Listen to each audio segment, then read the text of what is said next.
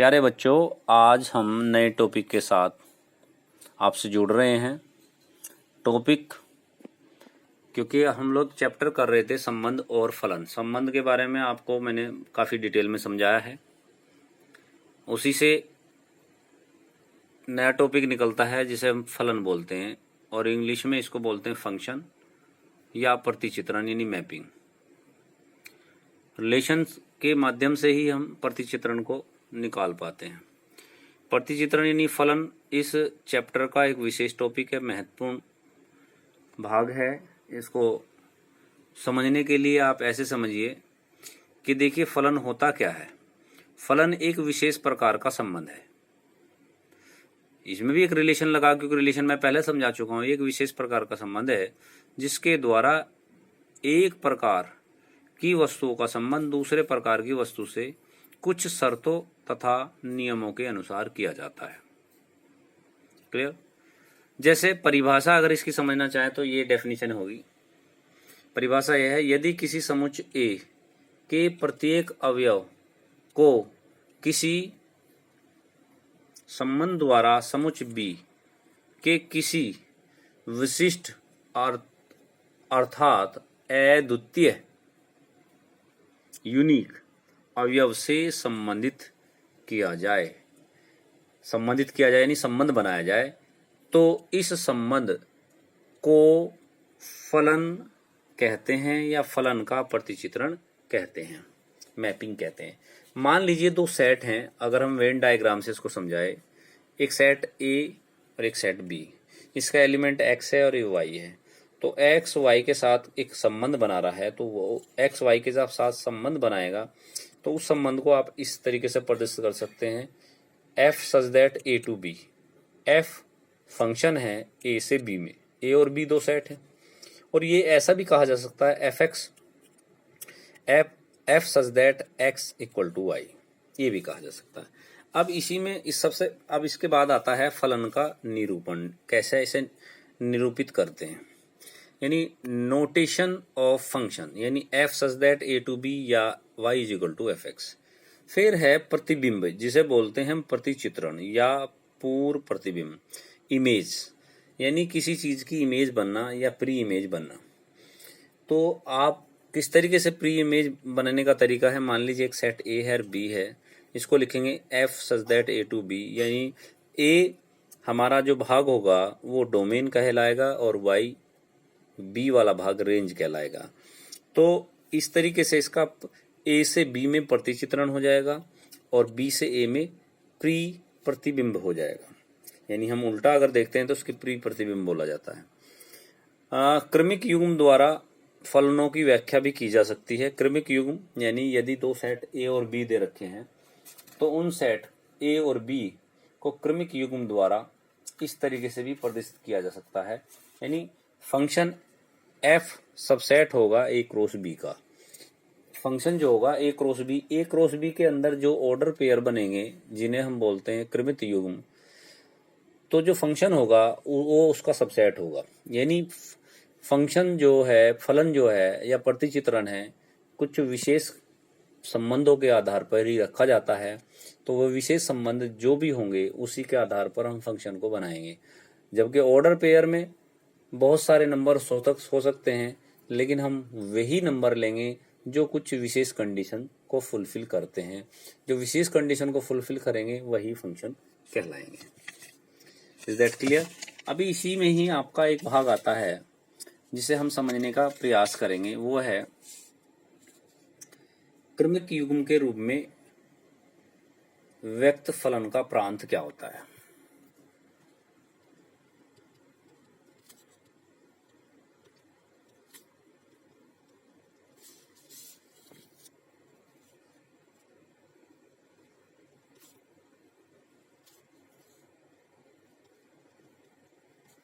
व्यक्त फलन का प्रांत क्रमिक युग्म के। मान लीजिए कोई दो सेट है, माना set A and B are two sets. इसके एलिमेंट्स है नॉन एम्प्टी सेट है मान लीजिए। तो एफ और उस सेट के अंदर जो एलिमेंट्स है उससे एक फंक्शन बनकर आता है, माना F A1 B1, A2 B2, A3 B3 और A4 B4, ये क्रमिक युग्म बन गए। F एक फंक्शन है, फंक्शन यानी कुछ विशेष कंडीशन से बना हुआ पार्ट, इसे हम रिलेशन बोलते थे अब तक, R यानी उनमें जो संबंध था। अब हम क्योंकि फंक्शन को स्थापित कर रहे हैं तो फंक्शन में ये आपका बन जाएगा F यहाँ, और प्रत्येक क्रमिक युग्म के पहले अवयव निर्देशांकों को समुच्चय फलन या प्रांत कहा जाता है। अब बात आती है प्रांत। प्रांत पहले जो अवयव रहेंगे, पहले अवयव को प्रांत कहेंगे। क्या कहेंगे? प्रांत कहते हैं। अब पहले अवयव में हमारे पास प्रांत में आ जाएंगे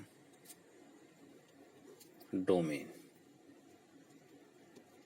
डोमेन में हमारा आ जाएगा, पहले एलिमेंट्स में आए A1, A2, A3, A4, ये डोमेन हो गया। इसी में आता है सेकंड पार्ट, परिसर, जिसे हम बोलते हैं रेंज। रेंज में आपके आ जाएंगे B1, B2, B3, B4, यानी जो सेकंड एलिमेंट होंगे ऑर्डर पेयर के, वे आपके परिसर में आएंगे। क्लियर होगी बात? तो आप इस तरीके से फलन के डोमेन और रेंज का भी पता लगा सकते हैं। अच्छा, हमें करना क्या है? आप लोग समझना चाहते हैं कि फलन विशेष से मूल रूप से बहुत से प्रकार के होते हैं। अगर फलनों का ग्राफ हम खींचा जाए तो बहुत सारे प्रकार के फलन होंगे जो आप बुक्स से देख सकते हैं, उनको रीड करेंगे और पढ़ेंगे, उनकी डेफिनेशन भी लिखेंगे, जिससे कुछ विशेष फलन और उनके ग्राफ आपकी किताब में दिए गए हैं। नंबर 1 है अचर फलन। अचर फलन में f x equal to constant होता है। कॉन्स्टेंट मीन कोई भी नंबर होगा 1, 2, 3, ठीक है। तो ऐसे केसेस में वो फलन अचर फलन कहलाता है। क्लियर? तो इसका ग्राफ आप बनाएंगे। दूसरा फलन है तत्समक फलन, आइडेंटिटी फंक्शन। आइडेंटिटी फंक्शन में x सीधा simple x equal to F x equal to x हो जाता है, या y इजिकल टू एक्स हो जाता है। तो ऐसे फंक्शन को आइडेंटिकल फंक्शन बोलते हैं। एक होता है बहुपदीय फलन, जिसमें बहुत सारे पद दे रखे हों, y equal to F x, और लंबा फलन दे रखा हो जैसे f x equal to x की 3 माइनस 2x स्क्वायर प्लस 5। ऐसे फलन को बहुपदीय फलन कहते हैं। इसका ग्राफ बनाकर आप लोग इसको कर्व भी बना सकते हैं। एक होता है परिमेय फलन। परिमेय फलन में आपका जो फलन है वो डिवाइड में आ जाता है, अपोन में आ जाता है, जैसे f x equal to 1/x। ऐसे फलन को परिमेय फलन कहते हैं। एक है मापांक फलन, यानी modulus of function, f such that r belongs to r such that fx is equal to mod x। तो मोड x वाले केस में दो फंक्शन ऑटोमेटिक ही छुपे होते हैं, जैसे fx is equal to x जबकि x ग्रेटर देन 0, और fx is equal to minus x जबकि x लेस देन 0। तो ऐसे केसेस में मोड वाला जो फलन होगा उसके दो ग्राफ बनेंगे, एक आपका प्रथम चतुर्थांश में, द्वितीय चतुर्थांश में जाएगा। एक होता चिन्ह फलन, यानी सिग्मा फंक्शंस, इसमें ग्रेटेस्ट फंक्शन भी इनको कहा जाता है। इसमें चिन्ह फलन में 0, 1 और -1 वाले फंक्शन होते हैं, जिनको हम लोग सीधे सीधे इस तरीके से भी लिख सकते हैं, f x equal to mod x upon x. ये चिन्ह फलन कहलाते हैं, सिग्मा फलन कहलाते हैं। तो इन फलनों को आप अपनी बुक से इनको रजिस्टर में नोट करेंगे, और नोट करके इनको आप लोग ध्यान से समझेंगे किस तरीके से करना है, वो सब चीजें करेंगे। अब हम लोग इन्हीं पे क्वेश्चंस को डिस्कस करते हैं कि किस तरीके के सवाल हमसे पूछे जा सकते हैं और कैसे सवालों को हमें करना चाहिए। हमसे कहा गया है तो सिद्ध कीजिए। मैं एक एग्जांपल ले रहा हूं। एग्जांपल में है F X is equal to x square. दूसरा फंक्शन है G X is equal to 3x plus 2। तो वास्तविक फलन है, तो निम्नलिखित में आपको बताना पहला केस एफ जी एक्स, इस तरीके से सिद्ध करना है, इसकी वैल्यू निकालनी है। तो हम लोग कैसे करेंगे, देखिए इसी को आप लोग ऐसे लीजिए, इक्वल टू कीजिए, ब्रैकेट खोलेंगे, ये हो जाएगा एफ एक्स जी एक्स एफ एक्स हो गया एक्स स्क्वायर, जी एक्स हो गया 3x + 2। तो दोनों फंक्शन आने के बाद ये ऐड हो जाएगा। माइनस वाले केस में माइनस करेंगे और मल्टीप्लीकेशन वाले केस में मल्टीप्लाई करेंगे। मैं थर्ड केस बता रहा हूँ, ये इससे सेकंड केस माइनस, यहाँ माइनस होगा तो माइनस आ जाएगा। अगर इसी में ही आपका एफ जी एक्स ऐसे दे रखा हो तो आप इसको कैसे करेंगे ये भी समझ लीजिए।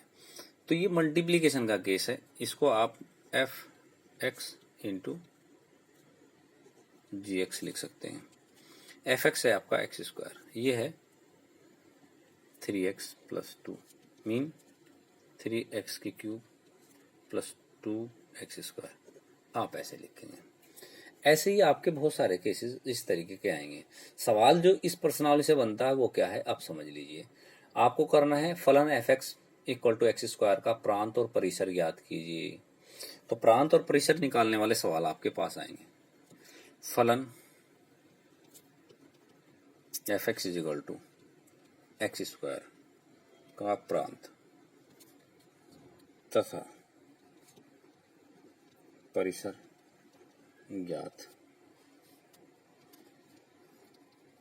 प्रांत हमारा डोमेन होता है ए, सेट ए। तो हमेशा सेट ए जो होगा वो क्या होगा, आप हल जब करेंगे तो हल में लिखेंगे f(x) = x के सभी मानों के लिए परिभाषित है। ये बात तो आपको क्लियर है। f(x) जो f(x) है x के सभी मानों के लिए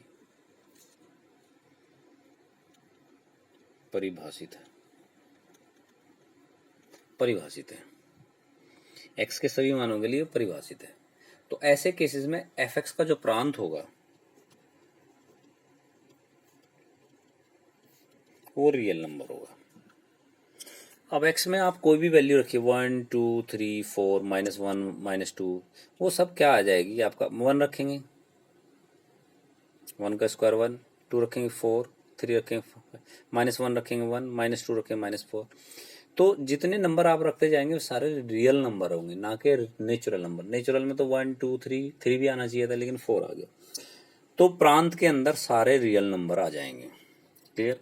यानी f(x) का प्रांत जो होगा वो रियल होगा।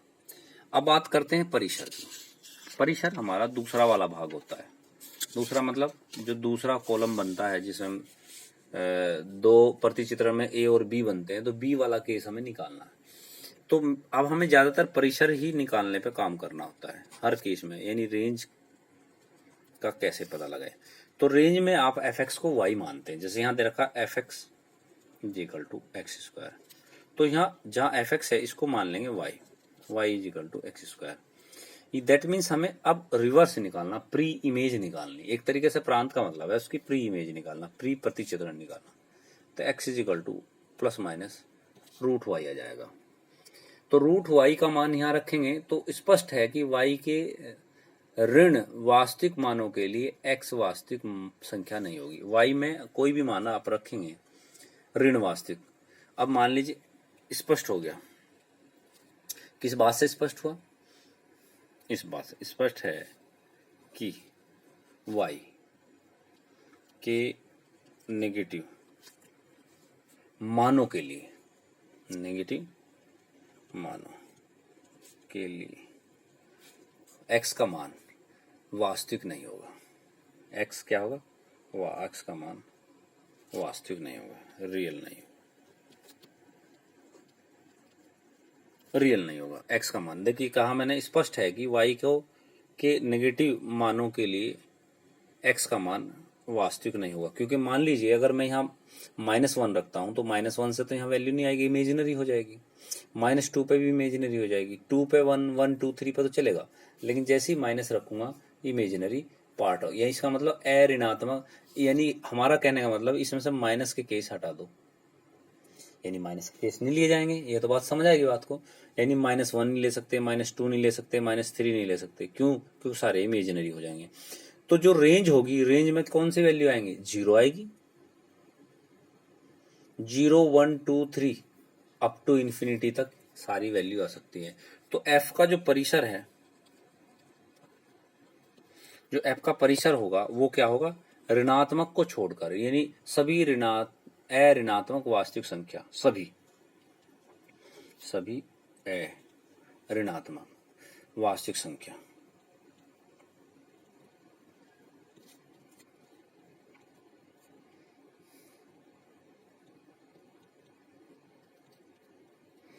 तो आपका जो परिसर बन जाता है वो बन जाता है, देखो आपके पास 0 रहेगा, इन्फिनिटी नहीं रहेगा। देखो इसका मतलब क्या होता है, हमारी जो रेंज होगी 0 रहेगा, 0 1 2 3 4 अप टू इन्फिनिटी हमारा नंबर नहीं होता।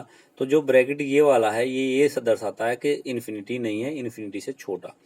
यानी ये ब्रैकेट दिखाता है कि 0 रहेगा, 0 से और इन्फिनिटी से छोटे तक, यानी इन्फिनिटी से पीछे का कोई भी वर्ड होगा वहां तक सारी इसकी रेंज रहेगी, यानी माइनस का पार्ट छोड़कर।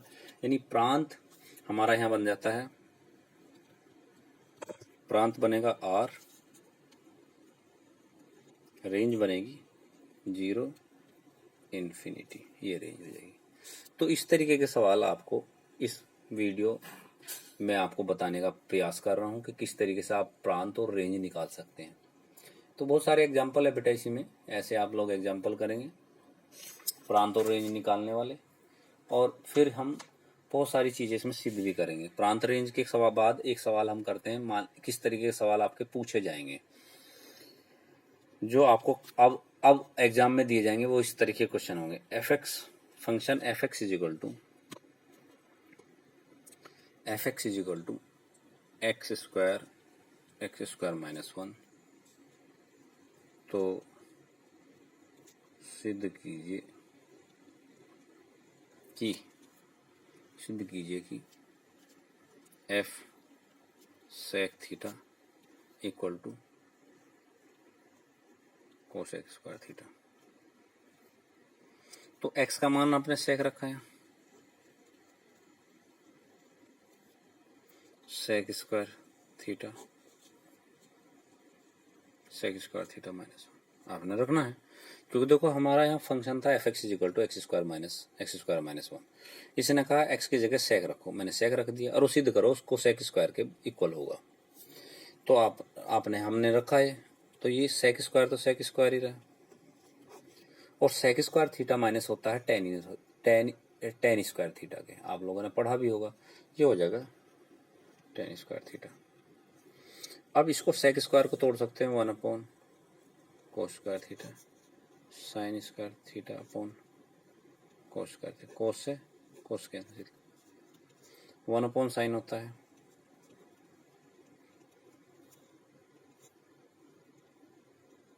कोसेक स्क्वायर थीटा, यानी राइट हैंड साइड आई। यानी हमारा जो सिद्ध करना था f sec theta is equal to cosec square theta, right hand side, या हैंस प्रूव्ड कीजिए, ये आपका हो जाएगा। ऐसे फंक्शंस, ऐसे सवाल हैं, इसमें एक ही एक्सरसाइज है आपकी 2C, वो मैं एक वीडियो में और 2-4 सवाल इसके समझाऊंगा आपको, ये खत्म हो जाएगा, चैप्टर ही खत्म हो जाएगा। Thank you.